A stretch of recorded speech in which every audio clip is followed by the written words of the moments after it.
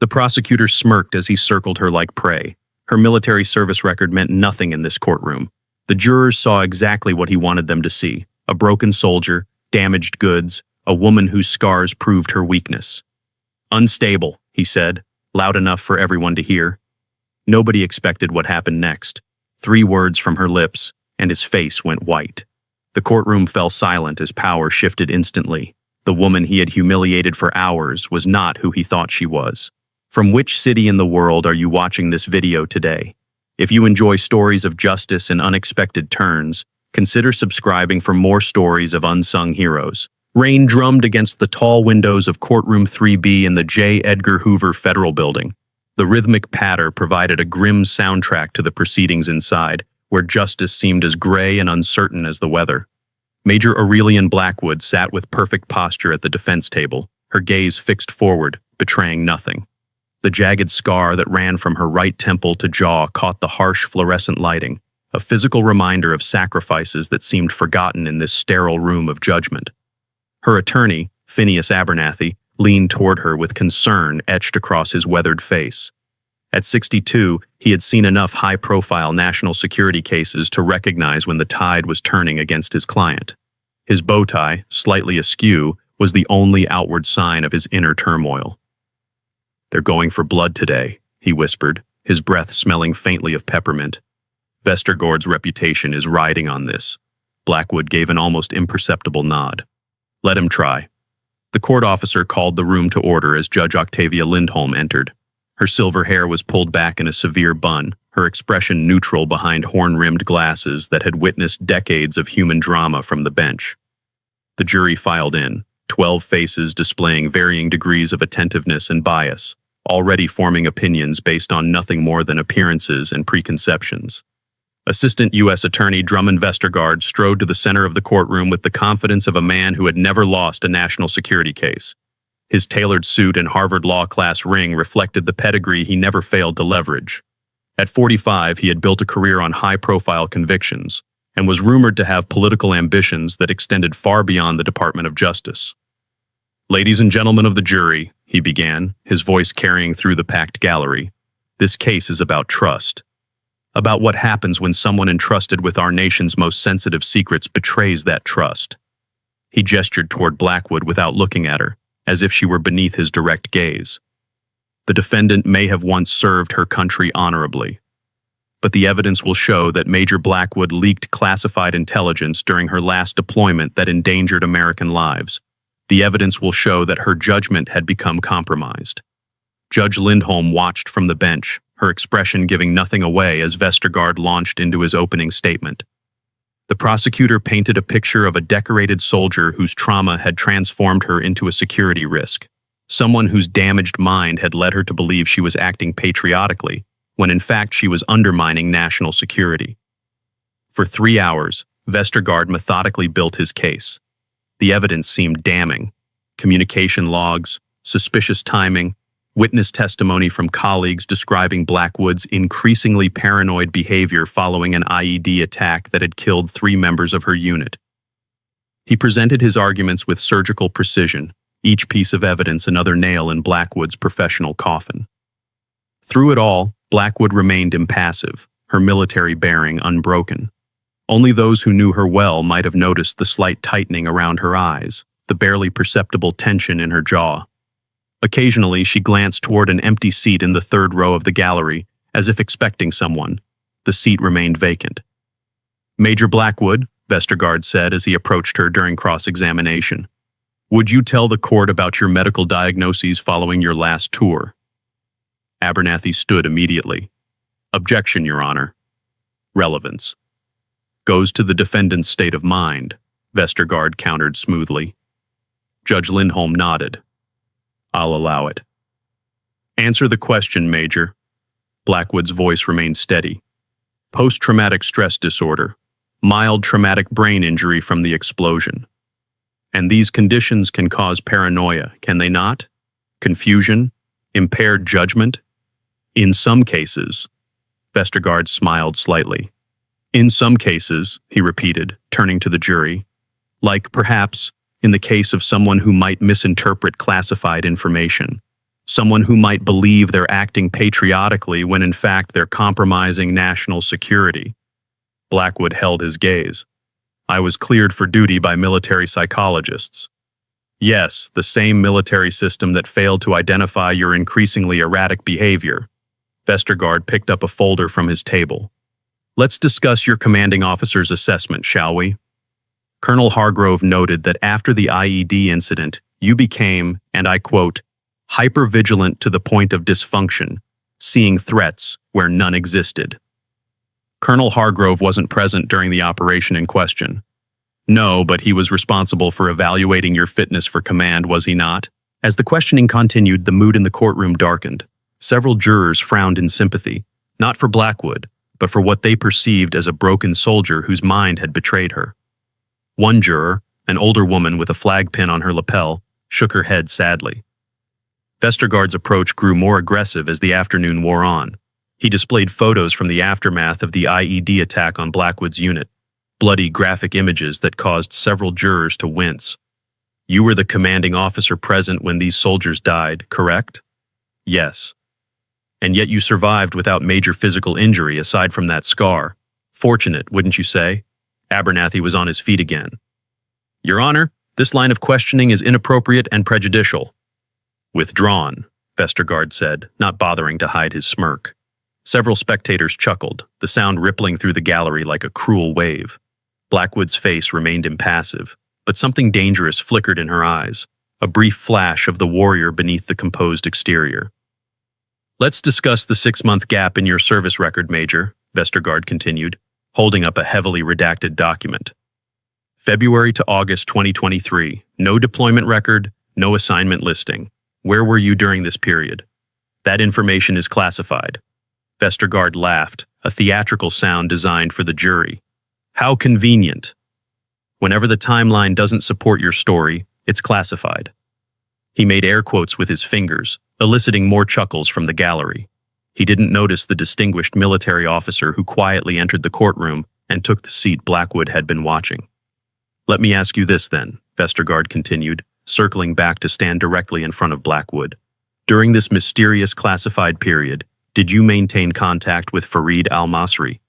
No. Really? Because we have records of an encrypted communication sent from your personal device to an account associated with al-Masri's network. That's impossible. Is it? Or is it simply inconvenient for your narrative? Vestergaard approached the jury box, lowering his voice confidentially. Ladies and gentlemen, Fareed al-Masri is a known intelligence broker with ties to 3 terrorist organizations. The evidence will show that Major Blackwood's communications with his network coincided precisely with leaked intelligence that compromised a State Department operation. He turned back to Blackwood. Major, your psychiatric evaluation describes you as suffering from, and I quote, acute survivor's guilt with compensatory hero fantasy. Can you explain to the jury what that means? Abernathy objected again, but Judge Lindholm overruled him. I'm not a psychiatrist, Blackwood replied evenly. Allow me to translate then, Vestergaard said, his voice dropping to a mock-sympathetic tone as he invaded her personal space.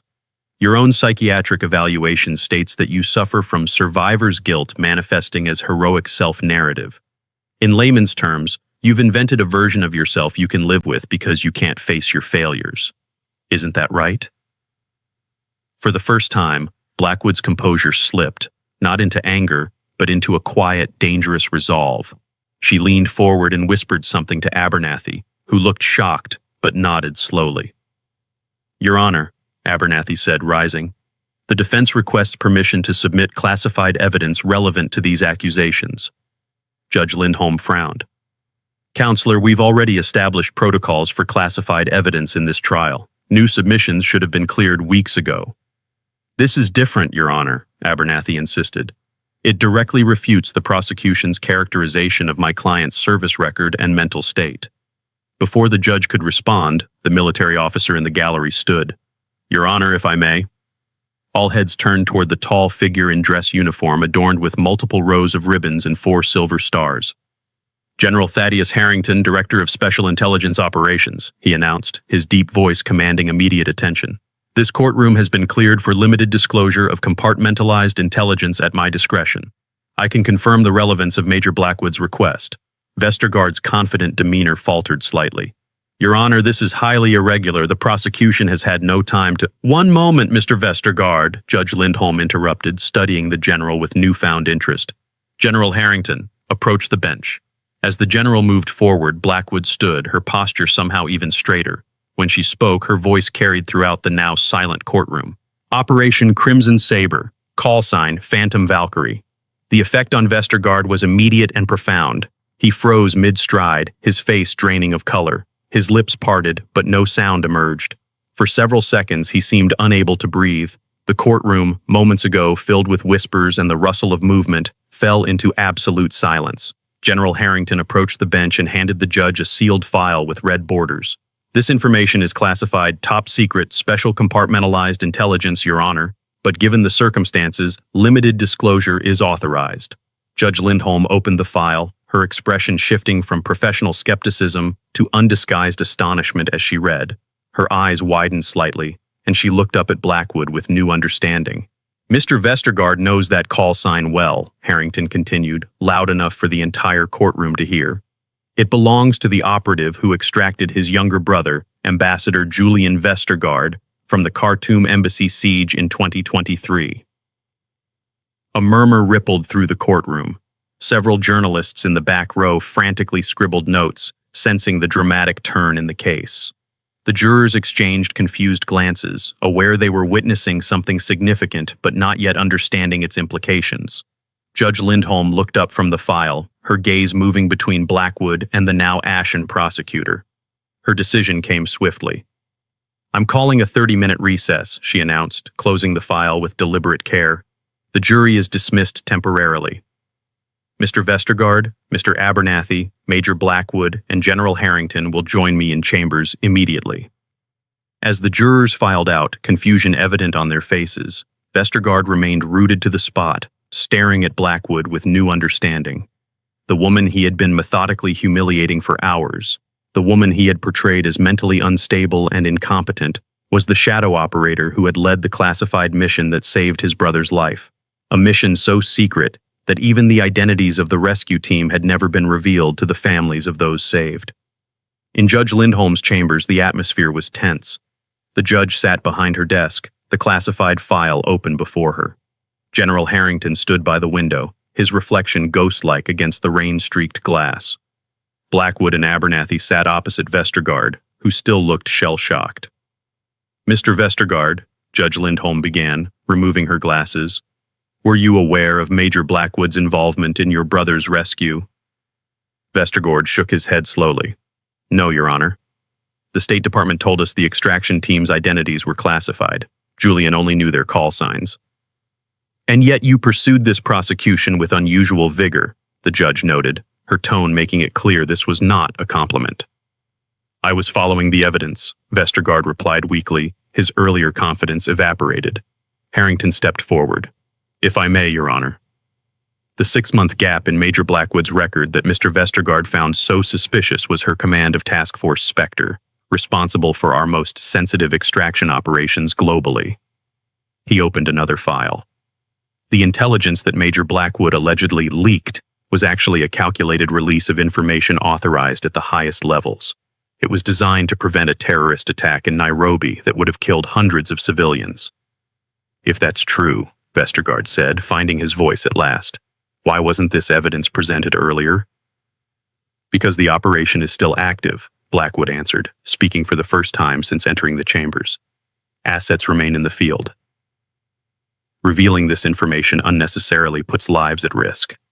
Harrington placed another document on the judge's desk. This was recovered 3 days ago from an encrypted server. It suggests Major Blackwood was deliberately framed by someone with access to classified information, someone trying to prevent her from testifying next month before a closed Senate committee. Testifying about what? Judge Lindholm asked. Corruption within certain intelligence contractors operating without proper oversight. The kind of corruption that gets good soldiers killed, Harrington replied, his voice hardening. The kind that led to the IED attack that killed 3 of her team members. Judge Lindholm studied the documents for several long moments. Finally, she looked up, I'm dismissing all charges against Major Blackwood with prejudice. Furthermore, I'm ordering an investigation into the prosecution's conduct and this apparent conspiracy. She fixed Vestergaard with a stern gaze. Mr. Vestergaard, you've been used as a pawn in something much larger than you understand. I suggest you cooperate fully with the investigation. Vestergaard nodded numbly. Yes, Your Honor. When they returned to the courtroom, Judge Lindholm addressed the jury and the gallery. Ladies and gentlemen, after reviewing evidence that has just been made available to the court, I am dismissing all charges against Major Aurelian Blackwood with prejudice. This means the charges cannot be brought again. She paused, looking directly at the jury. I want to thank you for your service, but your duties have concluded. As the courtroom erupted in confused chatter, Blackwood remained seated, her expression unchanged. Only Abernathy, seated beside her, could see the slight tremor in her hands, the only outward sign of the emotional storm within. The crowd began to disperse, but Vestergaard remained at the prosecution table staring at documents that no longer mattered. When the room had mostly emptied, he approached Blackwood. Major, he began, his voice stripped of its earlier arrogance, I need to speak with you privately. Abernathy stepped between them. My client has nothing to say to you. It's all right, Phineas, Blackwood said, rising. 5 minutes, Mr. Vestergaard. Outside. They walked in silence to the courthouse steps. The rain had stopped, and weak sunlight broke through the clouds, illuminating the wet marble with a gleaming sheen. They stood beneath the massive columns, two adversaries in an unexpected truce. My brother, Vestergaard finally said, his voice low. He never knew who saved him. After the siege, he had nightmares for months. 7 diplomats died before your team arrived. Blackwood said nothing, waiting. He described a soldier who led the extraction. Someone who moved like a ghost through the embassy, who knew exactly where the attackers were positioned. He said this soldier took a bullet meant for him but kept going, never slowing down. Vestergaard's eyes dropped to Blackwood's scar. That was you, wasn't it? It was a team effort, Blackwood replied evenly. But you were Phantom Valkyrie, the call sign he mentioned in his debriefing. Vestergaard ran a hand through his hair, a gesture of frustrated disbelief. All this time I've been trying to destroy the person who saved my brother's life. You were doing your job. No. Vestergaard's voice hardened. No, I was trying to win at any cost. That's different. I let ambition blind me to inconsistencies in the evidence. I chose to believe the worst interpretation of every fact. Blackwood studied him, weighing his words against his actions of the past weeks. Why this case? Of all the prosecutions you could have led, why did you push so hard for this one? Vestergaard looked away. I was told it would be career-making, that taking down a decorated officer would show I wasn't afraid to challenge the military establishment. Who told you that? Senator Ryerson. He has oversight on the Intelligence Committee. Blackwood's eyes narrowed slightly.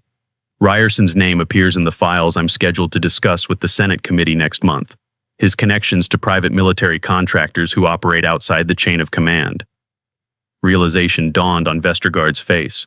You were set up, and I was the weapon they used. It appears so. What will you do now? Testify, Blackwood replied simply. Finish what I started. Vestergaard nodded slowly. For what it's worth, I'm sorry. More than you know. Blackwood's expression softened marginally. We don't do it for recognition, Mr. Vestergaard. Or for gratitude. Then why? Why risk everything? Because someone has to. Before Vestergaard could respond, General Harrington emerged from the courthouse. Major, we need to go. Security protocols. Blackwood nodded and turned to leave, but Vestergaard called after her. When this is over, I'd like my brother to meet you. Properly this time. She paused, then gave a single nod before walking away with Harrington. The next morning, the story broke across every major news outlet. Decorated officer framed in conspiracy read the headlines. Prosecutor discovers he targeted his brother's rescuer, declared others. Vestergaard's career was effectively over, but as he sat in his apartment reading the coverage, he felt oddly unburdened. His phone rang. His brother's name appeared on the screen. Julian, he answered. Is it true? His brother demanded without preamble. The soldier you were prosecuting, she was one of the team that got me out of Khartoum. Not just one of the team, she led it. She was Phantom Valkyrie. There was silence on the line. When Julian spoke again, his voice was thick with emotion. I told you about her. I told you about the soldier who saved my life, who took a bullet and kept going. How could you not make the connection? I never knew it was her. The identities were classified, remember? And she never said a word in her own defense until yesterday. What are you going to do? Vestergaard looked at the resignation letter he had drafted earlier that morning. The right thing. Finally. 2 weeks later, a closed Senate hearing took place. Major Blackwood testified for 6 hours about corruption within military contracting companies, about operations compromised by profit motives, about soldiers killed because corners were cut. She named names, provided evidence, and withstood aggressive questioning from senators with ties to the companies she implicated. Senator Ryerson was notably absent, having taken an unexpected leave of absence after documents connecting him to illegal contracting practices were anonymously delivered to the Justice Department. The source of the leak was never confirmed, but rumors suggested a certain former prosecutor had found his moral compass. After the hearing, Blackwood was approached by the committee chairman. That was impressive, Major. We've already initiated investigations into 3 of the contractors you mentioned. And the others? These things take time. Political realities. People are dying while we wait for political realities to align, Senator. The chairman had the grace to look uncomfortable. There's something else. General Harrington mentioned you might be interested in leading a new oversight task force. Direct line to the Secretary of Defense, full autonomy. Blackwood considered the offer.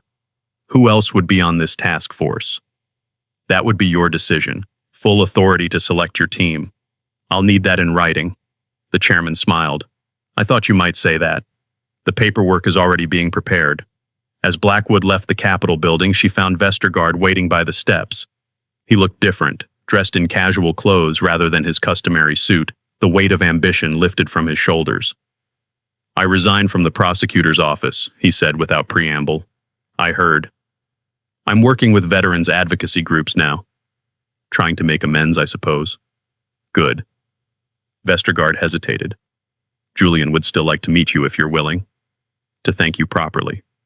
Blackwood considered this. Perhaps. When things settle down.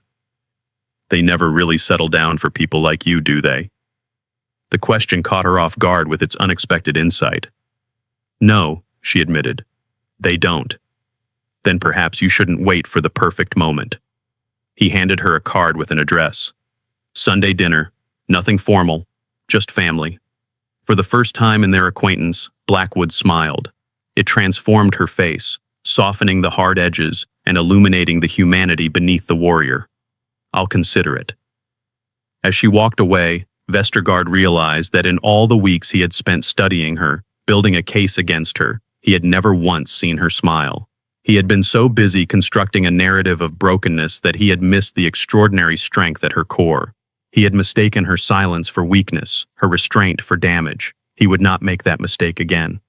Sunday dinner at the Vestergaard family home was not what Blackwood had expected. The colonial house in Georgetown was elegant but comfortable, filled with books and art collected from diplomatic postings around the world. Julian Vestergaard, still thin from his ordeal but with keen eyes that missed nothing, greeted her at the door. Major Blackwood, he said, extending his hand. I've waited a long time for this. Mr. Ambassador, she replied formally. Julian, please. I think we're well past titles, don't you? Inside, the atmosphere was surprisingly relaxed. Drummond Vestergaard's wife, Eleanor, a pediatric surgeon with a warm smile and firm handshake, showed none of the awkwardness Blackwood had anticipated. Their teenage daughter, Sophia, watched Blackwood with unconcealed curiosity. Did you really take a bullet for Uncle Julian? She asked bluntly as they sat down to dinner. Sophia, Eleanor admonished. It's all right, Blackwood said. It wasn't exactly for him. It was for the mission. Your uncle was part of that mission. Julian touched the scar on his own forearm. Distinctions matter to soldiers, Sophia. Intent, duty, purpose, they're not just words. Is that why you never told anyone who you were? Drummond asked, passing a dish of roasted vegetables. Even when it could have saved your career? Blackwood considered the question. Some missions don't end when you come home. The people we extracted that day in Khartoum, they're still doing important work. Their security still matters. And your security? Eleanor asked. Who looks after that? I can take care of myself. Julian smiled slightly. That much I can verify. The conversation flowed more easily than Blackwood had imagined possible. These people, who had every reason to resent her, had instead welcomed her. It was disorienting. As the evening wound down, Julian invited her to see his study. On the wall hung a framed photograph of the embassy staff who had survived the siege. 8 faces, smiling with the particular intensity of those who know they've cheated death. I look at this every day, Julian said quietly. Remember the 7 who didn't make it, and wonder about the shadows who came for us. He turned to face her. I never saw your face that day. You wore tactical gear, face covered. But I remember your voice, calm even after you were hit, telling us exactly what to do, where to move, when to run. Blackwood said nothing, but her eyes acknowledged the memory. You know, my brother has changed since your trial, actually since the dismissal of your trial. Julian studied her. He was always driven, always certain. Now he questions more, listens more. People can surprise you. Yes, they can. Julian picked up a small wooden box from his desk and handed it to her. This is for you. Inside was a simple silver medallion on a chain. One side bore the image of St. Michael, the other an inscription in Latin. It was my father's, Julian explained. He was a foreign service officer too. He always said it protected him in difficult places. I carried it in Khartoum. I can't accept this. You can. Because it's not a thank you, Major Blackwood. It's a recognition, from one warrior to another. Different battlefields, same fight. After leaving the Vestergaard home, Blackwood drove to Arlington National Cemetery. The night was clear, stars visible despite the city lights. She walked to the section where members of Special Operations Forces were buried, stopping at a simple headstone. Captain Elijah Cornell, beloved son and brother, hero. She knelt and placed her hand on the cool marble. We got them, Eli. The ones responsible for the IED. Not all of them yet, but we will. The wind rustled through the trees, the only response in the quiet cemetery. A voice spoke from behind her. I thought I might find you here. General Harrington approached, still in his uniform despite the late hour. The Senate committee has approved the task force.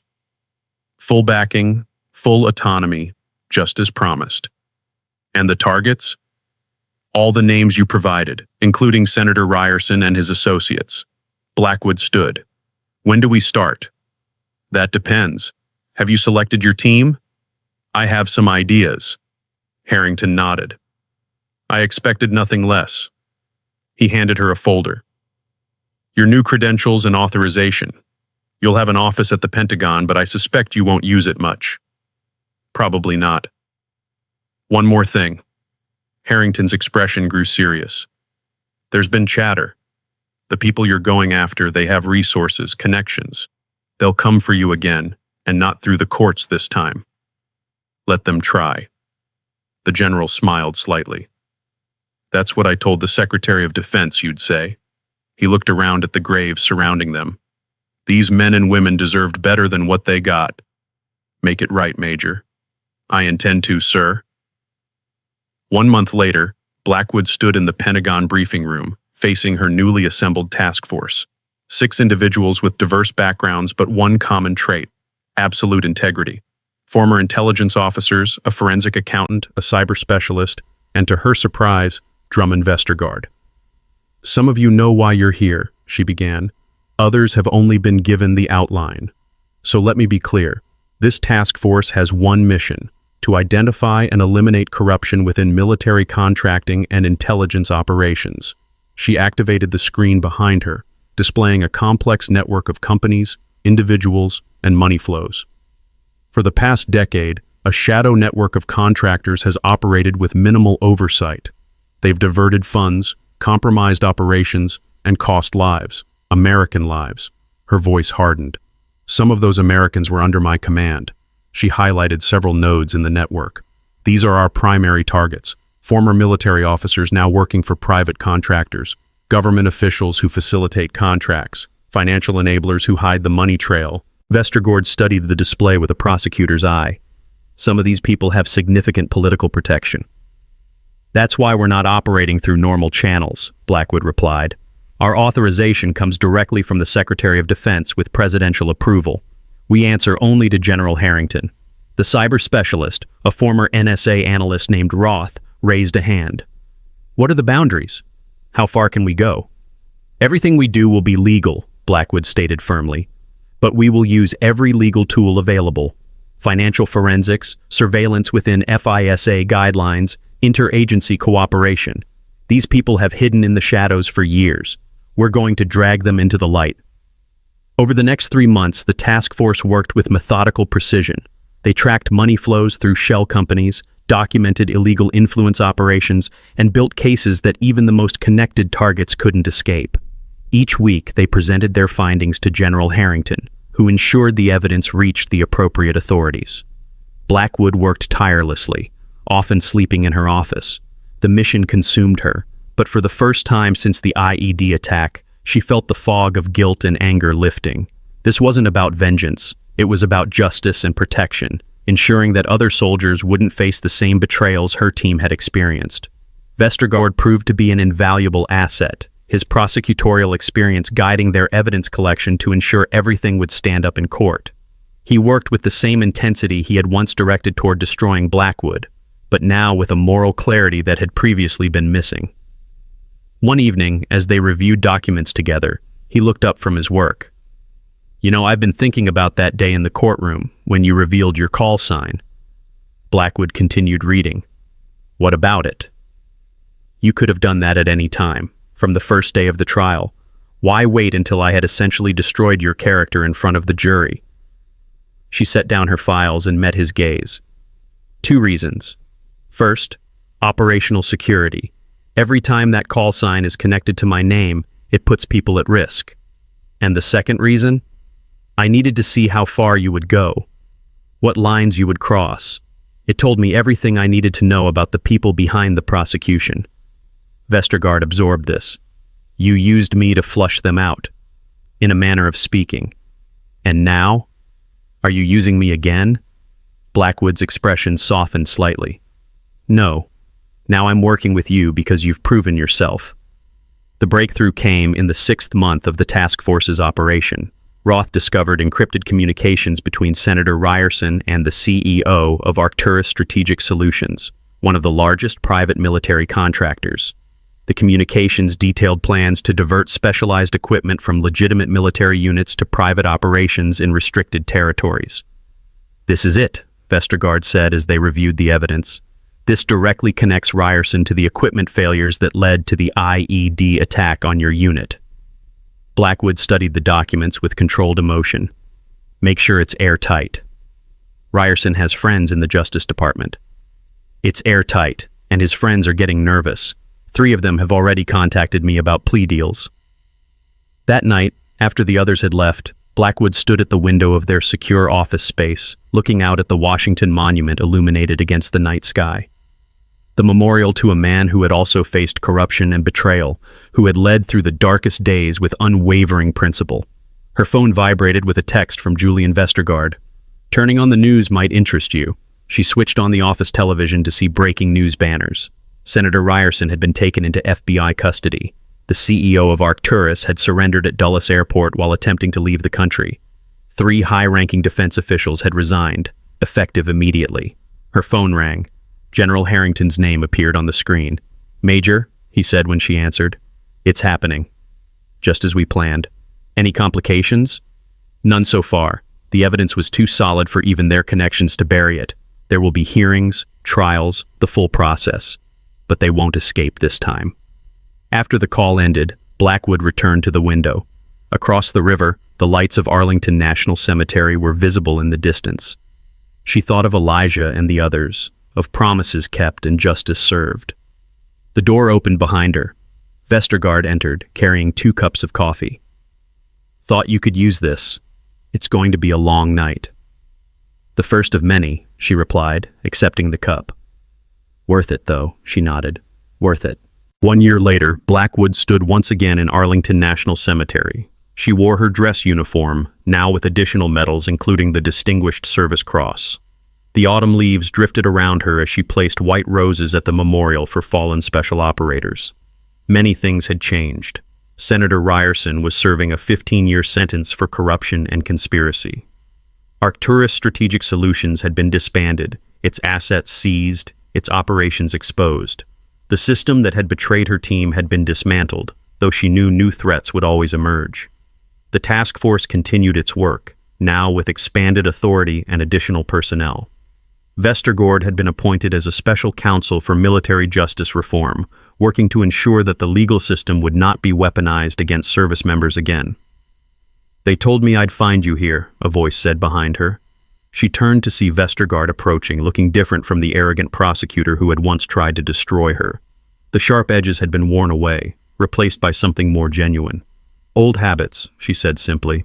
"I just came from the Hill." The Military Justice Reform Act passed committee. It should reach the floor next month. Good. That will help. They stood in comfortable silence for a moment, two former adversaries now aligned in purpose. "I wanted to tell you something," Vestergaard said.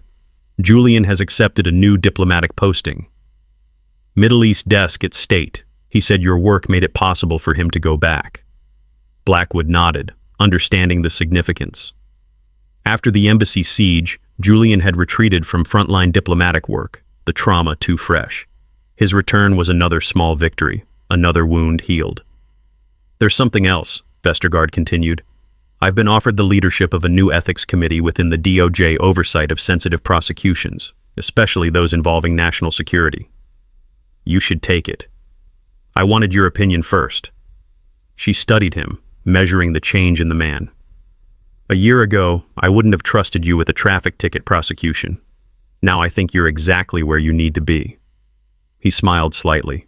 High praise coming from you. Before she could respond, her secure phone vibrated. A text from General Harrington. "Pentagon SCIF 4, 1 hour. New information on our friends in Dubai." The work continued. It always would. As Blackwood prepared to leave, Vestergaard spoke once more. "You know, they're calling your story a redemption tale in the press. The wrongfully accused hero who returned to save the system that betrayed her. The press gets a lot of things wrong. What would you call it then?" Blackwood looked out over the rows of white headstones, each representing a life given in service to something larger than itself. "I'd call it duty. Nothing more, nothing less." As she walked away, her voice carried over the quiet cemetery in a final thought. Heroes don't wear signs. The people who sacrifice the most often say the least. Look around you, they're everywhere, asking nothing, giving everything.